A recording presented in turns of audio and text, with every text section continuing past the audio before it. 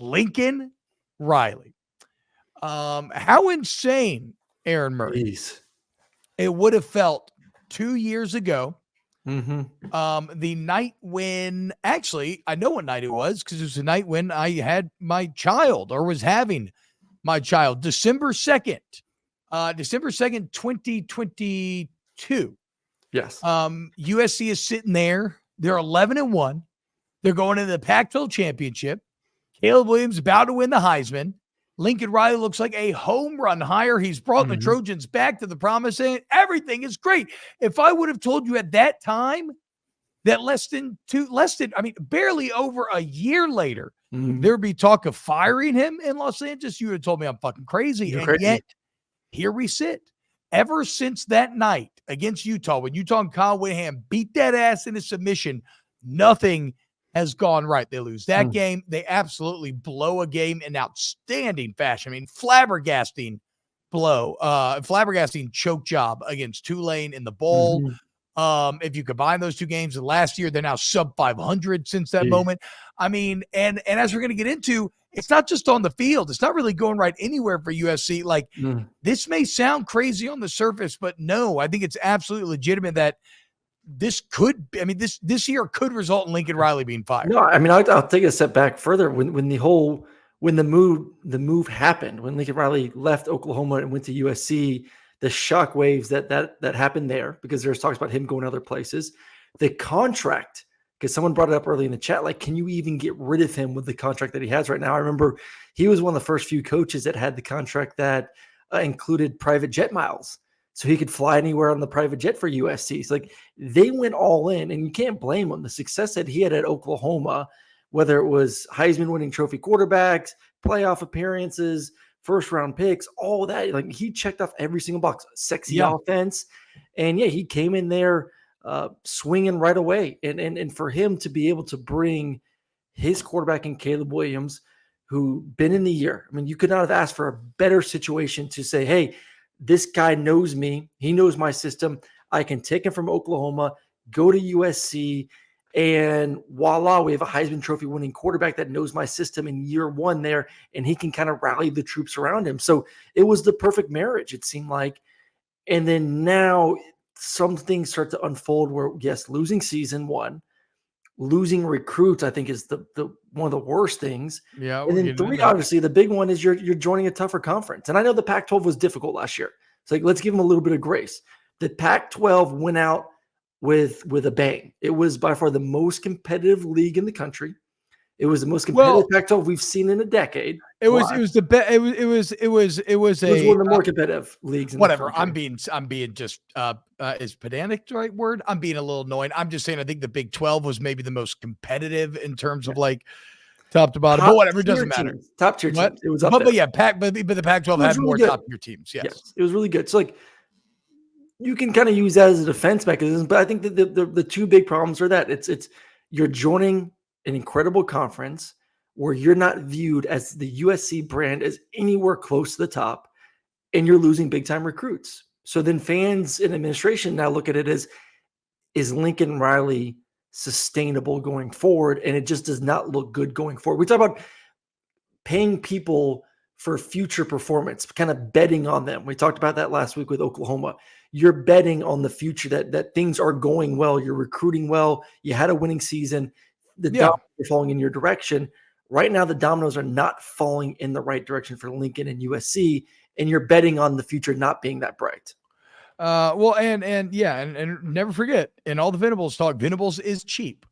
Whatever that's worth. Even after the extension, only $8 million a year. Lincoln making over 10, which is where a lot of the pressure comes in here. And I want to get into the recruiting. But real quick, it was funny though. Last week, Oklahoma, Joe Castiglione, when everything was going down with OU and Texas officially getting into the SEC and celebrations and whatnot, he took a shot at Lincoln, basically confirming what everybody made jokes about when Lincoln ran to USC, that he was afraid to play in the SEC. He said, quote, "I will tell you without reservation, every coach that we talked to about the switch was excited. And you know what? The ones that aren't here anymore. You either got to accept it or not. this is Oklahoma. Get with it or get on with it. So, of course, Lincoln chose to get on with it. But it's funny. That's just one piece of evidence out of a few that show us that he's kind of scared of this shit sometimes. Yeah. There is a lot of legitimate, I would say, like, I feel very comfortable saying this. These are, I guess, technically allegations. There's a lot of legitimate reporting that USC was desperately trying to get out of this year's game with LSU. In case you missed it, USC and Ole Miss both just canceled their home and home that they had on the schedule. They're citing 9 games. So already all this other stuff we're about to get into comes at a time where people are painting him as being scared from multiple different angles. And now you look at how USC. Okay, let's go through the reasons. Like you said, I don't think they're going to be great this year. I'm not the biggest Miller Moss believer. Nope. But and then there's recruiting, which just had an awful June. Oof. USC entered June in the top 5 of the 247 composite. They exited June 31st. They had a 5-star defensive lineman, a couple from Georgia, and 5-star D lineman Justice Terry decommit, 5-star D lineman Isaiah Bigson decommit. They had a 4-star safety Hilton Stubbs decommit. These are all 3 top 100 players decommitting in a very short amount of time. It's a problem. And when's the last time Lincoln Riley didn't have a Heisman Trophy winning quarterback playing for him? It's been a long time. Yeah. And when you have the Baker Mayfields of the world, the Kyler Murrays of the world, the Caleb Williams of the world, like you have that horse that you can rely on to kind of get you out of some shit. I think you said it best. Like you and I both do not believe Miller Moss is anywhere close to that caliber. Maybe he surprises us. I don't know, but based on watching the bowl game, and if you just don't watch the game and go look at the stats, you're like, oh, he's got another Heisman Trophy winning quarterback. Don't let the stats fool you. He is not as gifted, even close as gifted, arm strength wise, athleticism wise, to those 3 quarterbacks.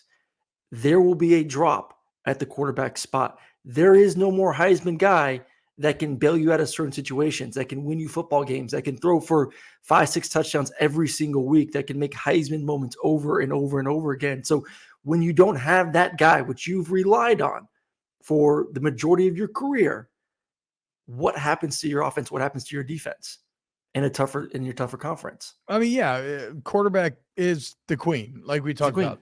They everything they do gets bonus multipliers on the effect that they have, either positive or negative. And so, like even last year, a USC that limped into the finish, a lot of the bad stuff was still covered up by Caleb Williams. Mm-hmm. How much worse does last year look if Caleb Williams isn't on the defense? They might not make a bowl game without Caleb.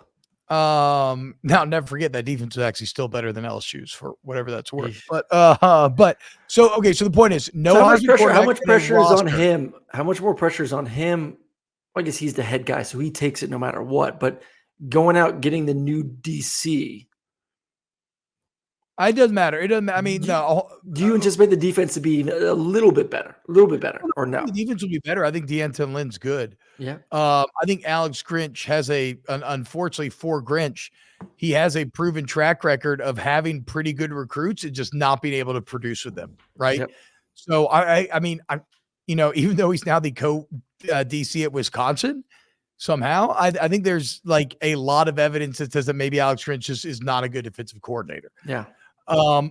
So I think they'll be better on that side of the ball. But does it make up for the downtick that they're going to have offensively with Miller Moss and with an offensive line that, I mean, again, that offensive line year 1 under Riley was damn good. The O-line last year sucked, and it looks like they're probably going to suck again. And then we get into, so like you're saying, the roster is at a worse spot than it has been in a while. And then we mentioned the recruiting deficiencies. You had all those decommitments. You dropped from 5 to 31st. But you did have a good class in 2023. And I don't know how many of those guys are ready. I don't know how many of those guys are ready to go and go out there and produce this season, still being somewhat young. But 2023, they were top 10, number 8 on 24/7 Sports. 3 5-star commits, 10 4-star commits, and then 9 3-star commits. So like once again, like this is looking back for most people, and obviously money plays a big thing into this. You brought the $10 million. Looking back for most coaches, you'd say, okay, 11 and 3, then 8 and 5. Like, yeah, the dip sucks, but like, hey, we're still good. We had a good recruiting class in 2023. We did have the 11-win season a couple of years ago. Let's give him some grace. It's money, and it's what's happening right now. Right now, and you're losing big time recruits at this very moment. And people are reacting to what's going on now, what not. The 11-win season, unfortunately, happened 2 years ago. It kind of reminds me a little bit of Dan Mullen. Dan Mullen has a great season, but then what was the narrative? Dan Mullen wasn't getting it done on the recruiting trail. Yeah. Dan Mullen wasn't getting it done, and then he was losing to Georgia, and then his biggest rival was getting it done. You're joining a conference that has two of the best recruiting teams in America in it, Ohio State and Oregon. So you're going to get judged against them. And I think in terms of just pure recruiting right now with USC, one of the problems is a bit of their strategy. You mentioned it's funny that you mentioned the unlimited use of the private jet, because Lincoln's been trying to take advantage of that, right? The 2 D line commitments that I just mentioned, where are they from? They're from Georgia. They've tried to go into Texas a lot. Obviously, he would have formed a lot greater relationships when he was in Oklahoma in that state. But you know what he's ignoring? His backyard. Yeah. California. If you are USC, you have to treat it like you do. Now, there's a lot more competition than in Georgia or LSU, but every great Georgia or LSU coach or Ohio State coach will say, what's the number one priority? To put the fence up around Georgia, Ohio, Louisiana. USC head coach needs to approach it in the same manner and then pick and choose elsewhere. Listen, this is not good. USC in the last recruiting cycle, California had 36 blue chippers. Okay. USC got 4. There are 34 blue chippers in this cycle. USC has 2. Texas A&M, I think, is about to have 3 of the top 5 players committed out of the state of California. And so, and look, it's different, right? At LSU, it's like they demand that you get like 10 of the top 11 guys in the state, right? Or 9 of 10.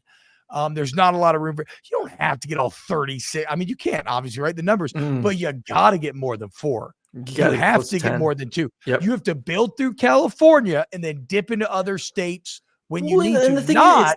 Right now, he's building. He's trying to build nationally and then dipping into California. He doesn't have to. Makes no sense. You don't have to. And this isn't a situation where, say Florida, for example, you have some pretty big brands. You got Florida, you got Florida State, you got Miami. Obviously, UCF now is a Power 5 school. Like, you have recruiting battles that are legit. Plus, you obviously have the outside pressure if everyone wants to get into Florida. California is kind of the same thing. People want to go to Florida, California, Texas. Like, those are like the 3 big hot spots for college athletes, especially athletes. You go to California, you go to Florida. But you don't have the big in-state rivals like Florida does. I just mentioned Florida, Florida State, Miami. Like, those are 3 big brands that are pretty good at football. California, who do you got? UCLA, Stanford. You should dominate the state. You should dominate that state. Yeah, you got Oregon. Obviously, is going to come in. And Oregon's been the sexy brand for a while now because of uniforms and obviously the success on the football field. But when it comes to owning the state, you should be the team in California getting the first pick for a lot of these players, and they're not doing that. No, and so we see a roster, and even with last year's class, a lot of transfers as well out, right? So including the number 1 quarterback in the entire country from that class, which again, I think Lincoln knows quarterback. If he's letting that guy walk, that's fine. But so you have a roster that is probably more questionable heading into year 3 than it has been thus far. You have very flawed recruiting that just experienced the worst month under Lincoln Riley in his 3 years, right before such an important start to the season. And you're moving into a conference, as you alluded to, where, I mean, I'd put Ohio State, Oregon, Penn State, Michigan, and maybe Iowa ahead of you. So you're paying a guy $10 million a year, and you're moving into a conference. Where'd you put Washington? You may be the 6th best team. Yeah, I think Washington's just got so fucked by this last year's exodus of talent. I mean, Muhammad's gone, all the receivers are gone. There's just, I like Jed Fish. I just feel like it may take some time. Fish wasn't able to take over or take Fafita or McMillan with him. Like, I'm not going to put Washington. Don't forget Nebraska. Where'd you put them over with Nebraska? I put them. It's funny you say that, because when I put Iowa in the maybe category, the next team I was going to put was Nebraska, but I recognize that Who do was we think is probably going to have a better record this year? I would say Nebraska. Too far. And I do want to go over. Someone in the chat asked, have we done the schedule breakdown for USC? I'd love for you to bring that out so we can kind of go through that maybe team by team as segment. Yeah, we'll do it at the end of the segment. But yeah, I mean, you're middle of the pack in the Big Ten. Middle of the pack. Okay, so roster going down, recruiting imploding, middle of the pack entering this conference, and then what is the saying? Comparison is the thief of joy, right? Well, it doesn't help, as you alluded to, when Oregon's there. Yeah. And everything is going right for Oregon, who's picked to win the Big Ten according to computers. Oregon, who is the number 3 recruiting class for 2025 right now. Oregon, who has the Heisman front runner, or one of the Heisman front runners. Oregon, who has the great young coach that looks like he's going to be one of the next greats. Well, and they came at the same time too. Riley. Let's not forget, they came at the same time. Lincoln and Dan both got these jobs at the same damn time. So they're heading to year 3. Dan looks like he's coaching a national championship type roster, and Lincoln looks like he's coaching a team that's going to try to make it to a bowl game. Who's taking all the best players in California? Yeah. Oregon. So underneath the Trojans' noses, Oregon is taking everything, and they have rocketed past USC at a time where, due to the transitional period of heading in the Big Ten, like, who was going to be in that best position heading into the Big? That was up for grabs, and Oregon didn't just pass it up. They rocketed past him. They fucking smashed him. And again, you're paying Lincoln Riley $10 million a year. So there is a ton of evidence that when you put it all together, you could see that, yes, this could be Lincoln Riley's last year in LA. Do you think the kind of money that Oregon has? What? When it comes to just this new era, like, does USC, because Oregon has everything. They got the facilities, they got the stadium, they got the NIL funding. They kind of check off a lot of the boxes. They don't really have the recruiting ground that no, they don't have the geograph. They don't have the geography. But they can jump into California, and they have the big enough brand where people across the country know Oregon, like Oregon, and will commit to go out to Oregon. Does USC have the financial backing, in your opinion, to be able to? Is that the reason why they're falling off right now? No, I mean, they truly have the fan support that you need to be successful. I still don't. I still don't buy this. I don't buy this idea. No, USC also has made a choice not to lead with NIL, or maybe not to fully try to exploit it. I think that I still don't care. The person to person human being in Los Angeles does not care about USC the same way that the person in Eugene, Iowa does, Eugene, anywhere, right? Yep. But it's still like, let's just 1% of buy-in from USC, just due to the raw volume and the numbers of people. 1% of the population buying in at USC could be worth like 50% buying in another place. So I don't think that Lincoln Riley is being hamstrung financially. Now, maybe he doesn't have the open checkbook that Oregon and Phil Knight has, although I need to do some reading on Oregon and Phil Knight, because I was thinking about this today. Like, Phil Knight in many ways almost feels like an owner of Oregon, like an NFL team owner. And I wonder if he views it that way in his brain, only because if I was him and I looked at it that way, I could justify spending all the money in the world. Because I mean, yeah, your payroll might be like, what, Ohio State's is like 13 million, and that's crazy. Yeah, but at least the NFL owners are getting money back. Like, you're getting what is getting? I agree. So that's kind of that is why I'm saying it's full of, or I said it this morning, this is an idea that's, admittedly full of holes. But if he's just thinking about it in that way, all of a sudden you can make $13 million feel like nothing. You're like, an NFL payroll is like 200 something million. And here I am, I control everything. I'm getting marketing through all these kids wearing Nike. And as the brand does better, I make more money on the back end there. But you know what I think it is? I mean, he has more money than he could ever fucking need or spend anyway. Right. So what I'm saying is I could just frame it. I could do the mental gymnastics if I was Phil Knight to frame it in my mind where I would essentially give an unlimited, I would give a blank check to Dan Lanning and company and say, go spend whatever the fuck you want. Maybe let's say I'll put a $20 million limit on it. Okay. Yep. Like I can make that work in my book, and it will not be a big deal at all. Fonzie says in the chat, Phil Knight has said in many interviews he wants a natty before he dies and has given Oregon an open checkbook. Well, and that combined with somebody like Dan Lanning, well, that's how. Actually, let's go ahead and talk. Could Nike? You think it would be? You think Nike would be writing the check or Phil Knight writing the checks? I think it has to be Phil Knight, right? Because Nike has too many other schools that they would be involved in. That seems like a conflict of interest. Even though they couldn't, though. Obviously, they could. No, they could. It wouldn't be legal. You're right. No, I mean, they probably do, but just at like a bunch of different schools. Like, I don't think Nike alone can be all in on Oregon without pissing off maybe some of their other relationships. But I don't know. I feel like I want to do more of a deep dive into this stuff. Last thing I'll say on the Lincoln Riley front is that Oklahoma fans, congratulations. You must feel very validated.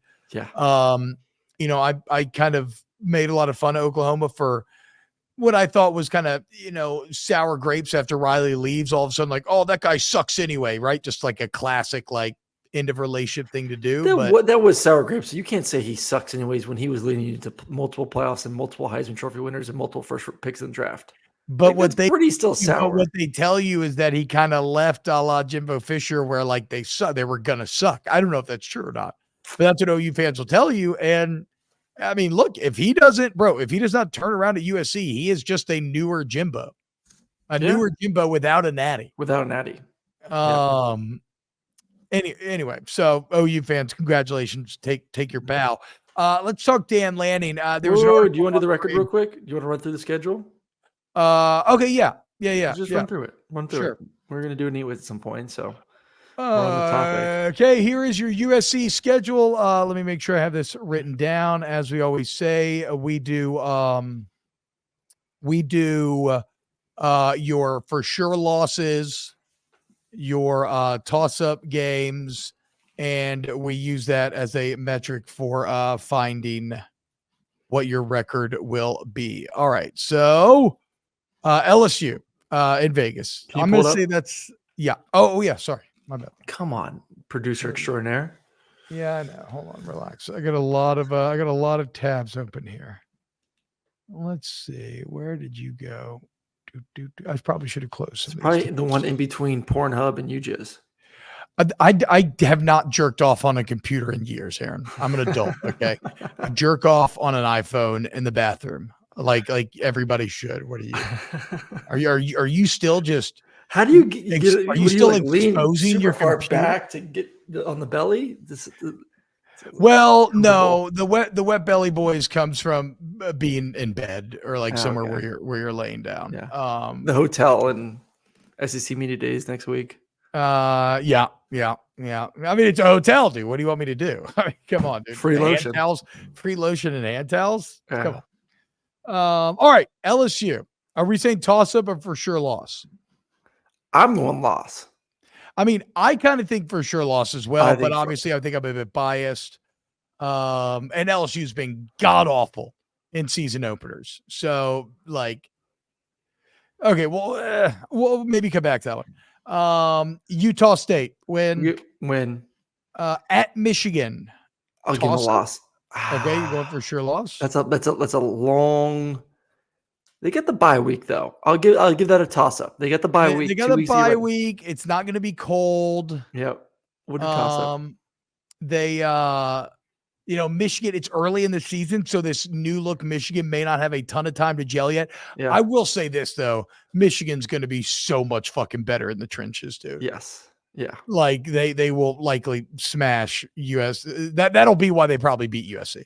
Wisconsin at home. I'll give it a Toss win. up. Okay. Toss up. What is good about Wisconsin? Okay, fine. Win. I'm saying it's at USC too. I believe in their coach year 2, but all right, USC. Yep. All right, we'll give them a win.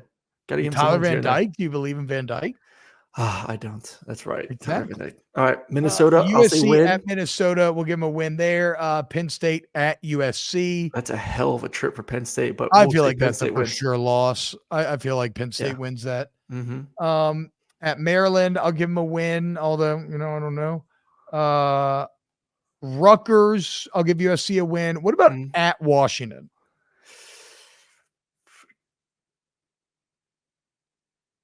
It's not a terribly hard schedule, by the way, either. No, it really isn't. Golly. We'll go toss up. Yeah, we can't go for sure win there. Yeah. Can't do it. I'll give Nebraska the win the next one, though. No, we can't. Yes. We got to go toss up. You cannot go Nebraska in Los Angeles as a for sure. Okay, I'm more of a Pornhub boy than you are, and Pornhub boy. That's fine. That's fine. But no, fine. You can't. I'll say win versus UCLA. Yep, I agree with Sean D in this. I mean, golly, as we go through these Big Ten schedules, as we just finished the SEC schedule a week ago, it was one of the first things I told you. I was like, my God, these schedules are atrocious. Yeah, the problem with the Big Ten is they're just so top heavy. Yep. That if you avoid one or two of the big boys, it kind of makes the whole schedule feel easy. Yeah.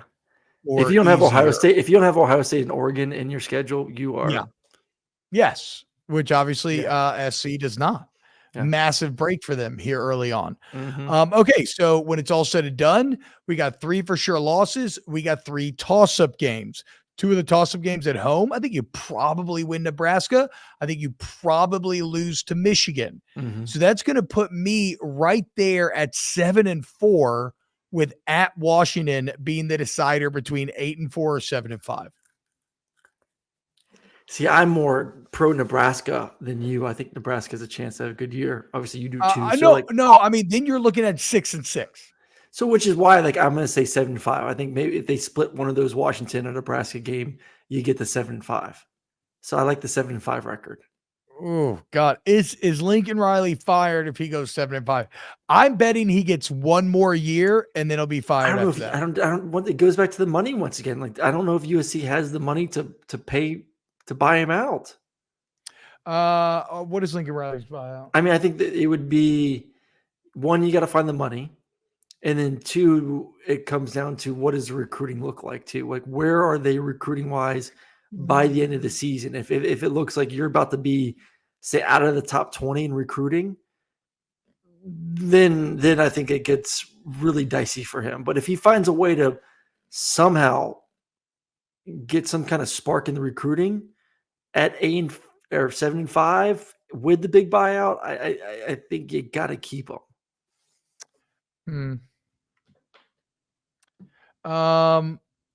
Yeah, I mean, again, contract numbers for SC, it's a private institution, so those are always going to be hard to buy. I mean, look, 7-5. I don't think you're going to fire him after year 3. And I think there's ample case to, like we said. And if you really were a motivated enough fan base, you could absolutely build the case and say why you're doing it. But no, 7-5 feels like keep him, try to get the quarterback back, see if he can figure it out. Maybe err on the side of continuity as you enter the Big Ten.